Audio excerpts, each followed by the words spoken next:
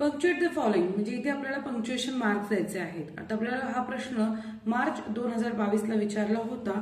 तर हा प्रश्न असा तुमच्या समोर आला पेपरमध्ये, तर कसा सोडवायचा? सगळ्यात पहिलं काय करायचं? पहिला रूल काय? फर्स्ट वर्ड काय येणार आहे? हा कॅपिटल येणार आहे. उत्तर लिहिताना एस कॅपिटल येणार. शी सेड. आता इथे जे बोललं गेलं आहे, जे संभाषण आहे, ते काय करायचं असतं आपल्याला? Double inverted comma. She said नंतर कॉमा येणं कंपल्सरी आहे, कारण तिनं पॉज घेतलाय. आता ती जे बोलली ते आपल्याला डबल इन्व्हर्टेड कॉमा टाकायचंय. ती काय म्हणाली? I capital I am doing my bit. आता इथे काय करायचं? आपण फुल स्टॉप द्यायचा आणि इन्व्हर्टेड कॉमा कम्प्लीट करायचा. एवढं सोपं आहे.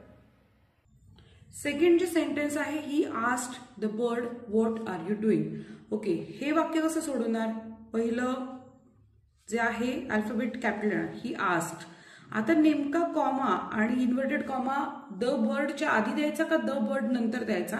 ते एक सोपी ट्रिक सांगते. जेव्हाही तुम्हाला असेल ही आस्क्ड, काय अर्थ पूर्ण होतोय का नाही होते? ही आस्क्ड द बर्ड.